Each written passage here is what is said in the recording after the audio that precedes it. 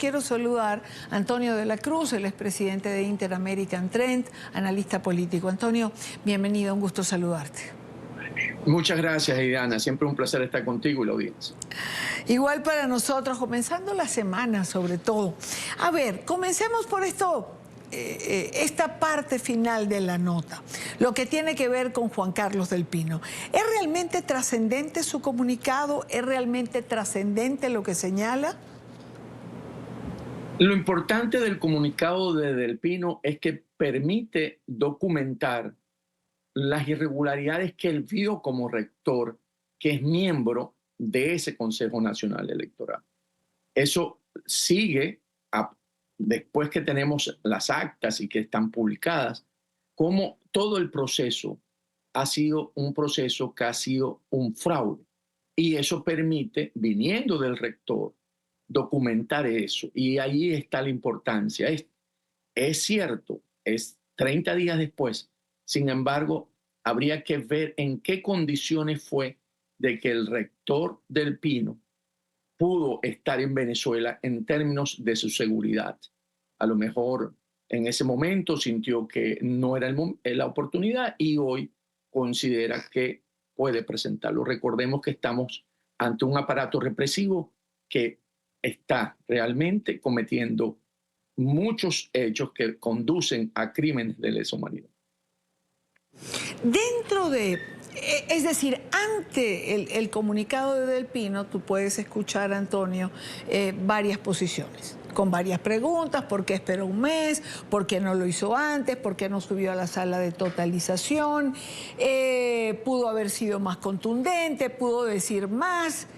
Yo creo que, a ver, si un rector de los 5 rectores principales del Consejo Nacional Electoral señala: no tengo la prueba para decir que Maduro ganó las elecciones, dentro del contexto internacional en que nos hemos estado moviendo y donde se han venido produciendo una reacción tras otra, creo que no es poca cosa.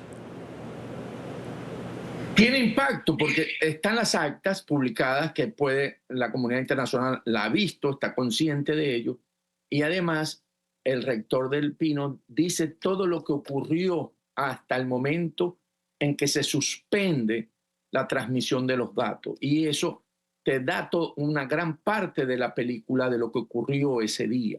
Entonces yo creo que eso refuerza, viniendo de un rector que tuvo y tiene participación legal dentro del Consejo Nacional Electoral. Yo creo que, si es cierto, pudiésemos haber tenido mucho más detalles por parte de él, pero habría que darle el beneficio a la duda en este momento por la represión que hoy representa el Estado venezolano. Yo creo que allí deberíamos darle el beneficio a la duda.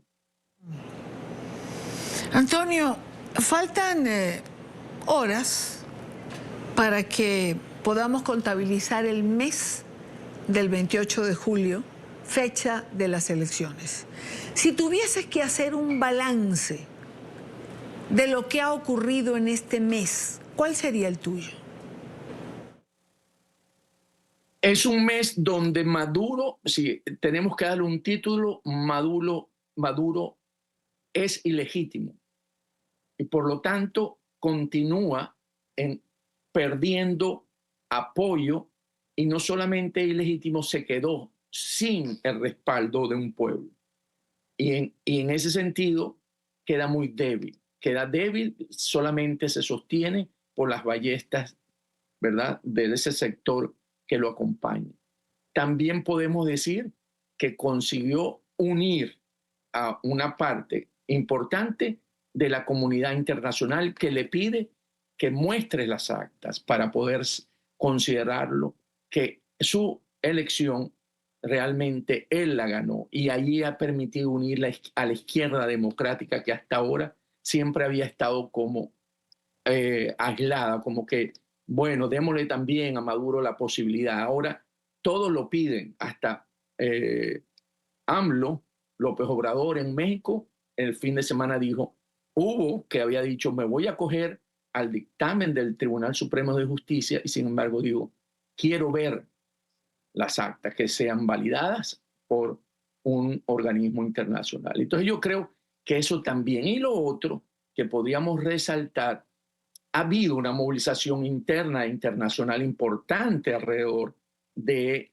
el triunfo de Mundo González, que eso también genera una capacidad de demostrar que Venezuela quiere un cambio, que también conlleva a la resiliencia de un pueblo que anda impulsado por la verdad, o sea, lo conduce la verdad, la disciplina y el amor. Y por último, vemos cómo se consolidó ese liderazgo de María Corina Machado con Edmundo González Urrutia en la lucha por la libertad en Venezuela. Es decir, a un mes del 28 de julio, Maduro no ha logrado que el mundo crea lo que él insiste en repetir, que ganó las elecciones. A un mes de ese 28 de julio no ha logrado mostrar un acta en la que haya ganado más votos que la oposición. A un mes de ese 28 de julio, la represión ha sido brutal. Los detenidos o arrestados se cuentan por miles, teniendo hoy una cifra que es la más alta que hemos tenido en relación a presos políticos. Yo creo que a un mes de ese 28 de julio, lo que sobresale es la ilegitimidad de un régimen que pretende por la fuerza arrebatarle el poder a los venezolanos que decidieron otra cosa. Totalmente de acuerdo contigo con ese resumen que hiciste, Idania. Yo creo que es realmente un mes en que se ha logrado en una estrategia de una lucha que definitivamente se pensó que podía poderse conseguir con la participación de aliados de Maduro, ir a una transición ordenada, democrática, en la que más bien en ese miedo que le da a ellos poder perder el poder se atrinchera y entonces más bien sigue cavando más su tumba, porque al final los beneficios que hoy puede tener en términos de una negociación, garantías, cada vez se le acortan, porque estando en esa línea de represión y haber cometido, tener niños presos, han 150 niños presos y acusados de terrorismo, realmente es algo que no había sucedido en Venezuela. Entonces, pasar esas líneas rojas, definitivamente Maduro no está construyendo una salida en que él pueda conseguir estos beneficios que a la final va a buscar cuando ya no pueda mantenerse en el poder por la presión que existe internacional e internamente. Yo creo que ese desgaste de un pueblo que decidió 7 de cada 10 venezolanos buscar un cambio, no va a ser fácil someterlo. Por lo tanto, él está juzgando, está poniendo en riesgo toda su estabilidad de poder negociar una salida a cambio de más bien atrincherarse, que puede tener consecuencias para todo ese grupo que está alrededor, que se sostiene hoy más por el control de una parte del aparato militar que por la soberanía popular. Antonio, la Fiscalía insiste en citar para el día de mañana a Edmundo González Urrutia. Hoy no se presentó, explicó, dijo rindo declaraciones ante el país, ante ustedes, habló de la falta de garantías, creo que todos coincidimos con eso, y la Fiscalía insiste en citarlo para el día de mañana. Imaginamos todos que no se presentará, con toda la razón. ¿Insistirá un día más? ¿Librarán finalmente órdenes de captura? Digamos, son las preguntas que nos hacemos siempre. Definitivamente la Fiscalía está documentando el caso de Edmundo para poder justificarlo según la justicia del régimen, de que no cumple con el orden legal de Venezuela. Pero todos sabemos que es un orden que lo que busca es poner al mundo en una condición de que pueda y se vea obligado ante la presión de tener que abandonar el país. Básicamente lo que busca es es ir produciendo el efecto de que la lucha no se dé dentro de Venezuela. Y sabe lo que eso representa para un pueblo que cree hoy en el liderazgo de Mundo González y de María Corina Machado. Yo creo que en este momento, con esa presión que viene ejerciendo ahora el régimen contra los líderes de esta lucha, la comunidad internacional tiene que responder con la misma fuerza, en el sentido de eso que ya se conoce, que van a haber 60 personas y familiares sancionados por la administración de los Estados Unidos, debe buscar la coordinación de la Unión Europea y otros países para mostrar esa contundencia y a la vez mandarle los mensajes a través del presidente Lula y el presidente Petro de que eso no va a ser tolerado si eso llegase a suceder, porque eso es una línea roja para la comunidad internacional. Yo creo que aquí hay que empezar a escalar y a subir la presión en ese sentido también por la comunidad internacional, y de ahí debe estar en la mesa, llegar hasta buscar, si es necesario, suspender la licencia de Chevron. Hoy Chevron tiene que ser un objetivo para suspender la licencia, porque son los recursos que ingresan en Venezuela por las exportaciones petroleras para mantener el aparato represor.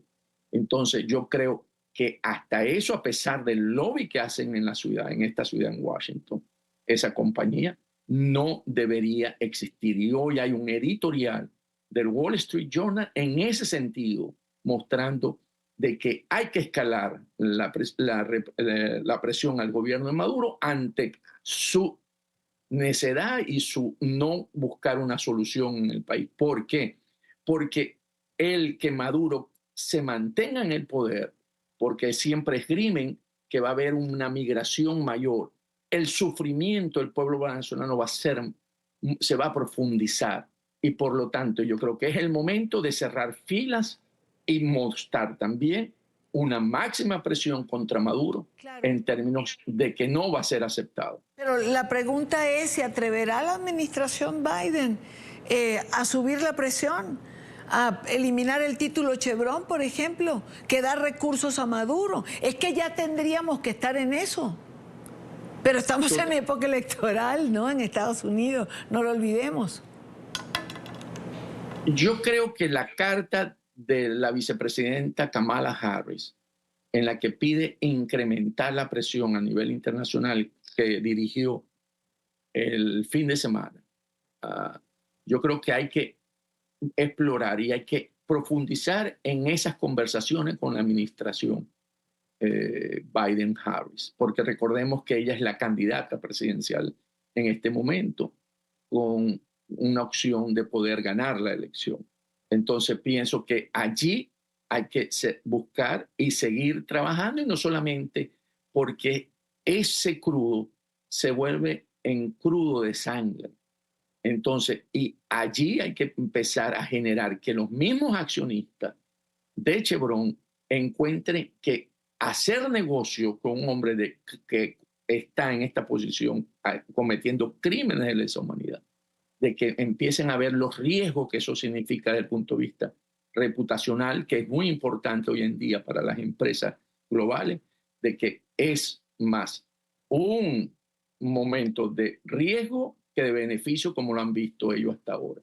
Porque el argumento que usaron de cancelarse las deudas que tenía PDVSA con ellos han sido resarcidas, pero por mayoría en cantidad, ¿okay? Por más de lo que se le debía. Se le debía 3.000 millones y esa licencia ha generado ya el doble, alrededor de entre 6.000 y 6.500 millones de dólares. No se justifica ese argumento más para seguir operando en Venezuela con la excusa de que me estoy cobrando una deuda que, claro, si se cobraron todos los ingresos, es básicamente cancelada en su totalidad. Claro, que está pagada ya hasta la saciedad. Antonio, gracias por acompañarnos, gracias por estar con nosotros.